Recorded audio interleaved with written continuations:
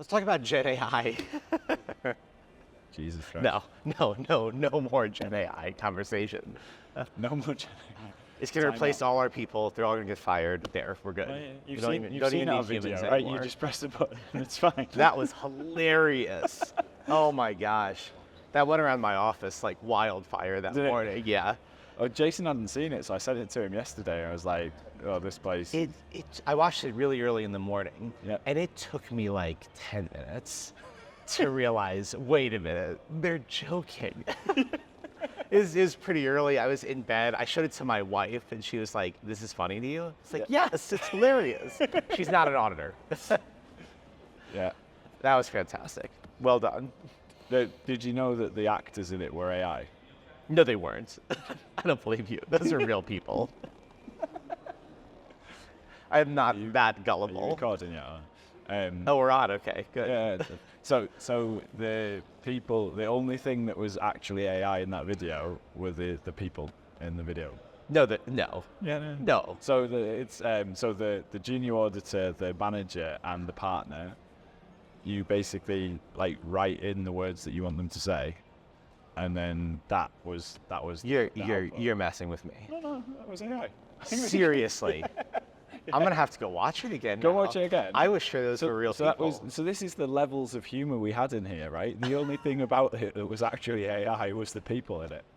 Wow. So was- everything else was fake. It was so spot on. Which would you like best? I liked it was one of the people, well, the senior goes in and they leave their points, and then the other person feels like they have to respond to them, just so everyone knows that they're still doing work. That was really good. And the partner, needed like 3 things to talk about at the board meeting. It was perfect. Yeah, well, Yeah. Well, that's our AI strategy in a nutshell, basically. Is, Okay. Just take that.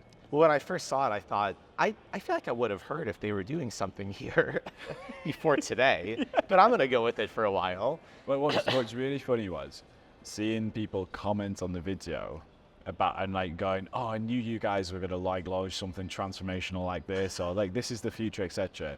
Clearly hadn't watched the video. It's like we deliberately put some things in that made it really, because I was all for just going like total deadpan, like no sarcasm at all, like go like this is like, Right. We'll just go. And there was a lot of that. And then we thought we're gonna have to sprinkle in a little bit of like the signpost to say this is actually so serious. people know it's not totally So the serious. bit that was like, so we put the 110, like you can save 110% of your hours. Right. And we thought, well, that's the obvious signpost, right, that we're taking a piss at this point in time. But the people that commented on it, and then we did the post like 2 days later or something to say, you know, this was an April Fool's, here's why we did it, etc. Right. And then those same people that had commented the first time around and clearly hadn't watched the video were then going, oh yeah, like I totally got this. Yeah, I was joking. Yeah, you can try and back out of this one if you want to, That's great. but yeah. It went down quite well. We're trying to bring a bit more humour to Yeah. some of the market, because I mean some of the sessions we've been to here, they're so dry. Yeah, it's very dry. There's a lot of people who take the profession over serious. And that's maybe something we can talk about around the image of the profession, because Yeah. the work that you do. By the way, I think we just continue casually talking here Sure. like this if this works for you. But Yeah. the work that you do in the accounting education side, I think is something that we hear a lot about, how we need to tell a better story about what it's like to be a CPA and Right. to get people excited about joining the profession. And you're doing some really cool things, in my opinion, in that particular area, Matt. So could you maybe talk about some of the things that you're doing in accounting education and grassroots level to share that story? Yeah, the class that I teach is audit theory and practice, and I try to emphasize the practice, because no one really wants to hear about audit theory. They don't understand inherent risk or control risk at that level. They've never done an audit before. How could they? So it's bringing in some of the tools I use to show them, you know, this is the theory of how we used to do this, how I did it, how people did it 30 years ago. You all will never have to do that manually, and here's why. Here's something that you can use, because that resonates more with the students. They like the idea of using cutting edge technology in real life, even if we don't get to use it very much in the classroom. So that's part of it. And what drew you into that? How did you get started, get involved in the education work that you do? I've always really liked teaching. Like I did it in college as a TA, almost to the point where I was very close to quitting when I was a senior, maybe a second year senior, to go back and get a PhD, actually, and just teach. But that would have required me to do a lot of accounting research, and I could not imagine how that would be interesting. Like the outcome of those studies, like audit quality and audit efficiency and changes in the standards impact how we do our jobs and market confidence, that's interesting. Doing the work I did not think would be interesting. But I like the teaching aspect a lot. So when an opportunity came up at Seattle University and then University of Washington Bothell, I took it and said, yeah, I'll teach, sure. And they were happy to have a practitioner in there. And you're a very busy partner working on a broad range of clients. Is this something that you're investing time over and above what you're doing client work? What's the real upside that you see personally or you see as a firm for you to invest the time in this work? I think my partners are supportive in having people from Clark Nuber teach, not just for the benefit it gives to us. Like we recruit people, the people I teach, and the schools love that. They want us to give them jobs. So that's part of it. But beyond that, I think they recognize that you can give back to the broader accounting community in different ways. And you could go volunteer and do tax returns, which I can't do, actually. I have no idea how to do even my own tax return. Or you can go teach. We get paid for it, but it's de minimis to the point where it's like a volunteer job. But communicating the information to people that, hey, you don't have to go work just for a big four. Here's what they do, here's what a smaller firm does, here's what a sole practitioner does. We can teach some of that in the classroom. So we're educating a whole class of students on what it might be like to go into auditing or tax. And the work that you're doing there, how are you finding the students are responding to your hands-on involvement? And we hear a lot of firms are really struggling with recruitment right now, or finding the right kinds of people that they want for their firm as they're changing, as they're evolving. Yeah. How is this playing into how you're thinking about talent recruitment? It's interesting. I was talking about this yesterday with some of our managers who are here, and we haven't had that problem. You know, we're not a huge firm. We're 350 people. So we're not going out to hire 1,000 people a year. We're hiring 20 or 30 or 40. That seems very doable if you have a good reputation in the market and you can tell a good story about the firm. And everyone says it's their culture and, you know, our culture is so great. That doesn't really mean anything. You got to get down to details. How much do you work? What do you value as a company? How are you compensating people? How are they incentivized to work well? And if you tell that story and the students seem to like it, you'll be able to hire them. So we haven't had much of an issue with that, actually. Our issue is more keeping them engaged through the first part of the profession. You know, those first couple of years where you're doing the boring stuff. You're auditing cash or you're prepping 1040s, really simple ones. How do you get them beyond that to the manager partner level, where the job is totally different and much more of what they'll be doing for their whole career? So it's paying towards the retention aspect. Right. What are some of the things that you're doing to try and retain the people that you want to retain? How do you keep those talented people that you're hiring enthused in the early stages of their career? I think it's two different things. One is bring them along and show them what a partner does or even a manager. My job today is not what it was as an intern or an associate. And I recognize that, yeah, getting in and doing the auditing can be boring sometimes, but that's such a small part of the 30 or 40 years you'll be in the profession. Here's what I do every day, like come see, go to a proposal meeting, go to a meeting with a software vendor, try out some new product. This is what you actually do the majority of your career, and I think that resonates well with them.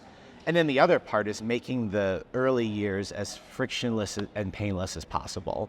Let's not use ancient, clunky systems that look like, Windows 95, because people see that when they're used to iPhones and technology, and they get scared and think, what am I doing here? Like, why have I chosen this profession?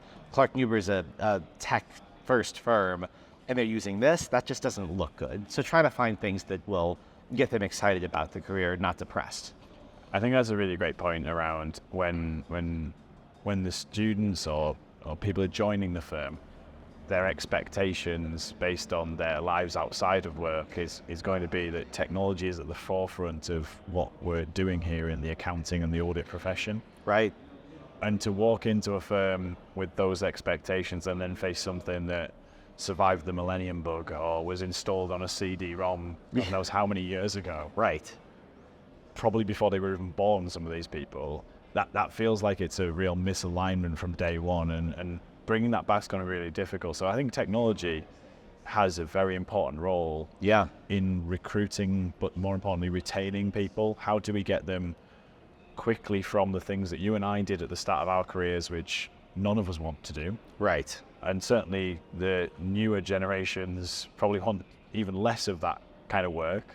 And how do we get people to add more value and see their career developing more quickly? Does that resonate with what you're thinking It about? does, and they're learning more in school now than obviously we ever did. I mean, how to use these systems and how to do really in-depth data analysis, and they want to do that. So if they come out of school and we put them in front of a desktop-based software that doesn't allow any kind of data manipulation and tell them, okay, agree that number to that number, and in their PDFs, they're going to say, what have I spent the past 5 years of my life doing? Why did I do this to come and do something any idiot could do off the street?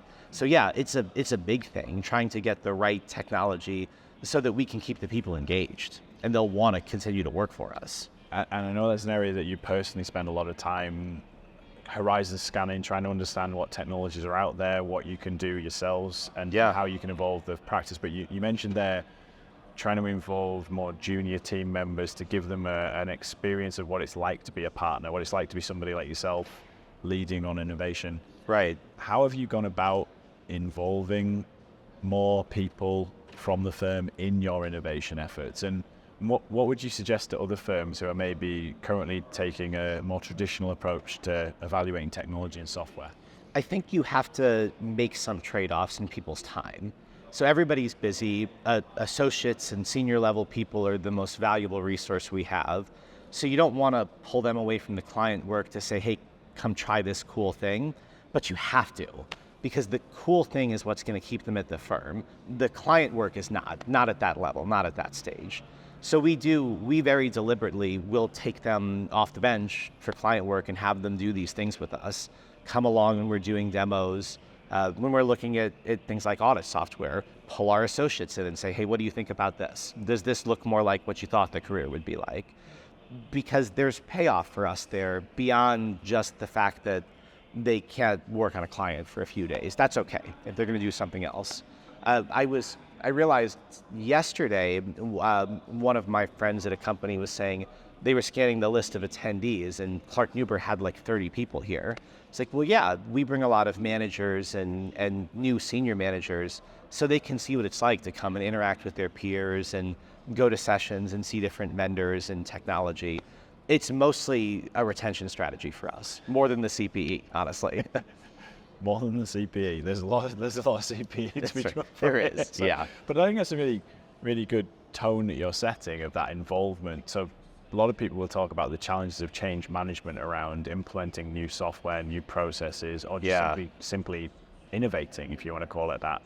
And your deliberate strategy to include people from all levels of the firm will undoubtedly help with that change management, because you see that people have felt part of it. They have a certain level of, I wouldn't say ownership, but that they were part of picking that technology or thinking through how it would work. So the payoff can be quite indirect, but to your point, it gets them enthused about, we are actually looking at ways to improve these things. We acknowledge that this isn't really a really great way of doing it right now. How can we get it better? So I think there's so many different ways that level of involvement can really benefit you and your innovation efforts. Well, and if you start from the bottom up, those people grow up in the firm and they'll be your users and champions. We have 50 audit associates right now, and we have 11 audit partners. If I can get the 50 associates doing something, they will overwhelm the partner group, and they'll be managers and seniors, and then everyone will be using the new thing in 5 years. Whereas if you try to go from the top down, it's a lot harder. Partners are busy. They're not really doing the work anyway.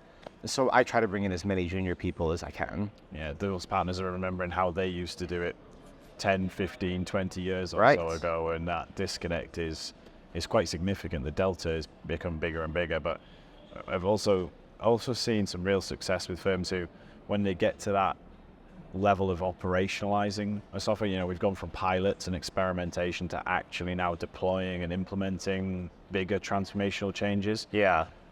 Firms often wrestle with and struggle with the idea of taking their best people off client-facing work. Yeah. And what we've certainly seen is taking anyone of any seniority, you know, somebody who's just qualified as CPA or somebody who's a manager level, being brave enough to take their client work off them completely. Ideally, I would recommend a complete clean out of their portfolio, but Right. even a real dedicated time for them to actually implement these technologies properly, because often it falls on a partner's to-do list, and a partner has clients, and clients start shouting, and there's a number of other things that somebody like yourself is involved in, and innovation can fall down the to-do list, and it needs a dedicated focus, in my opinion. When in a firm like ours, and this is probably true for any firm, the really good people are the ones who attract work and things to them. So the person I would want to implement the software is probably also the person my QC director wants to do internal inspection, and our recruiting department wants to do interviews. So they get all of that work put on them accidentally because they're good at their jobs. Yeah. And if you're not deliberate and realize, well, you know, we have to give good people the things we want them to do and help them prioritize their time, and be brave and say, you know what, your client work isn't going to be the best thing for you, even though you're really good at it, then you'll get a lot of benefits from that. And it's the idea that you could deploy your best person on 5 to 20 clients per year, or you can get them working on the entire portfolio. Right. How could they make a more significant impact on your business and make things happen at a greater scale? Yeah, the fact that they're the best at the client work means they're serving those 5 to 20 clients really well. But would that skill be better utilized for the whole department or the firm? Probably. And one other thing we see a lot of firms, people like yourself, enthused by technology, see the potential, see the opportunity. But we've got, with a lot of accounting firms, and this is going to remain for at least a little while, the partnership model, where we've got multiple different stakeholders who all need to agree or align to a degree on bigger, more transformational changes. Right. Have you got any advice or suggestions to people like yourself in other firms who can see the opportunity, see the potential, but need to create more alignment across the partner group and bring together the concept of commitment to a new pathway? Know when to bring something to the partner group and when to wait for a while. When it's the right time to bring up a discussion, not for the sole purpose of, we're only 27 partners, and 27 partners struggle making any decision.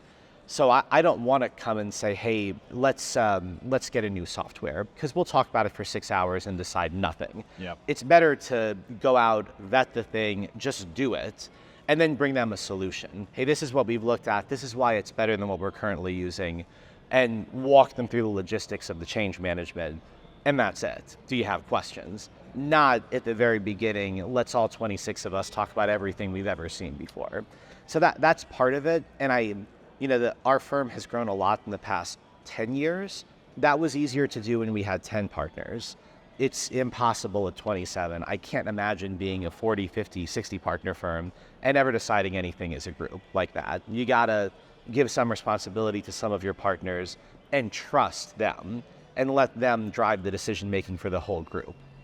So to play that back, making sure that what you're bringing to the table isn't necessarily to consult at the ideation stage, but actually we've moved through to, we've got a viable solution here that we've vetted, we've done our homework, we think that this is something that we now want to bring to the group as we want to proceed. Right. Maybe it's not to proceed to the full implementation, but to take it to that next step, to say, right, well, we've done our homework, we think this is a good fit. Here's the next step that we've agreed with this vendor, or the way we want to take it. how do we all feel about making a further commitment to it? Is that what you're thinking? Yeah, and I've started asking when I'm in the audience for things other people are doing, what do you want from me and the partner group here? Do you want discussion? Do you want questions? Do you want a thumbs up? Like, have you already done the work? Yeah. Because it's a different conversation if this is the first time you've thought about it and you want collaboration and discussion, or this is a 2-year project and you're at the end and you want a thumbs up from everyone. So what are you looking for from me? Yeah, so being clear on the ask, are we asking now for you to raise red flags and the things that you want us to pick up as part of the diligence, or are we at the stage now where it's a go, no-go decision and Right. we need to get that commitment from the partner group? Well, it's amazing. You ask that question and you get clarity and you don't feel like, okay, now I have to ask questions to feel engaged, Yeah. or make sure people know that I'm being a good partner and doing my diligence. You know, this is what they want from me and I'm going to give that to them. Yeah. Any other suggestions or tips based on your experience? You know, you've done so much innovation at Clark Nuber in the time that I've certainly known you as well, Matt. Like, any other tips in terms of how to engage with the partner group, or maybe how to communicate with the broader business around some of the exciting things that you're looking at versus things that you're advancing your consideration on? I mean, I gave up a long time ago on trying to get everybody to like everything I'm doing. So if I can get 80%, I feel pretty good about that. And then that goes with how well the thing works too. Nothing is 100% perfect. Any new software or new process or thing that we're trying to start will have drawbacks compared to what we're doing now. But if it's 80% better, or it gets us 80% of what we need, let's do it. Don't talk about it for 7 years. And then we'll figure out the other 20% along the way. Because I've been stuck too many times in that, all right, let's figure out that last 15%, and you'll never get there. It just doesn't end. So to some extent, you run before you can walk, and you figure out the rest as you're doing it. It's a great piece of advice. When we used to focus a lot of innovation work at PwC, it would always be the 2% of clients that this wouldn't work for, that we would have to spend probably about 50% of the project trying to solve Right. those 2%. Yeah. And it got to the point where it's just like, I think it would be cheaper to just resign as auditors from these 2% of clients. Yeah. And just move on from them, so as we can build something that's going to work for the rest of them. Now, I wouldn't necessarily advocate that you need to do that, certainly if it's not at the 20% level, but focusing on what is your core niche, what is the area that is your consistent client base. And this can make innovation a lot easier if you are truly specialized in the clients that you're working with, the services that you're providing, etc. You can create much more standardized, consistent ways of working. Right. If you have a real clear alignment on who is our ideal client, who are we trying to build this service, this technology for, so we can make sure that our work is really focused on the most impactful area. And that takes some bravery to recognize that you may have clients that are good clients in a lot of ways, but they're not good for your firm at this point in time. And that's okay. There's a lot of firms doing different things in the market. There's plenty of capacity out there for firms to take on clients. If they're not perfectly in your sweet spot, either from a client perspective, a technical perspective, a technology, it's okay to have that conversation with them. And it's going to make running your business, and at this point in time where so many businesses, accounting firms are trying to revolutionize. They're trying to move from the older way of working to embrace technology, explore generative AI, understand all of these different things that are happening. Yeah. To be doing that across a client portfolio that is completely mixed, varied, and unspecialized makes that job incredibly difficult. So I think it's a perfect time for firms to be thinking about who is our ideal client, and where are the industry niches that we want to specialize in, and how do we refine our portfolio so as we've got as big a percentage as possible of the clients that we really want to work with and work for. Right. And that will allow, that will almost give us the platform to then build the technology stack, build the project work that we need to become the firm that serves those clients. Yep. Rather than necessarily the clients that we have right now. What I think the last step is to make sure your incentive structures align with the behavior you want. It might be really easy to go get a ton of clients in one area, and if you're incentivizing partners on just growth above all else, they'll go do that, even if it's not an area we want to work in. So you have to make sure that the behavior you want from people is what you're incentivizing in your compensation and your bonus programs and your evaluations, and everything should be aligned. Ideally, it's hard. I mean, we don't do it perfectly, but in an ideal world, that would all be perfectly seamless. Yeah, I often hear the old, we as a firm need to resign from some of our clients, as long as they're not my clients. Right. Yeah, exactly. And that's where we really need the partner group to be thinking more coherently as a group, rather than as individual partners. And I think that's where a lot of firms are looking at the partnership model and whether that is going to support that way of thinking, whether they need to embrace a more corporate model and structure. Right. I think that's going to be an interesting area for a lot of firms. It's a good time for them to be thinking about some of these bigger macro topics because of the level of change. You know, business has been consistent year to year to year for the last 10, 15, 20 years, but it's not going to look the same in 5 years as it does now. And so I think we need to really think about some of these bigger issues. Yeah, I completely agree. Matt, I really appreciate your time. Absolutely. Thank you very much Thank for you, Mark. talking with us. Yeah.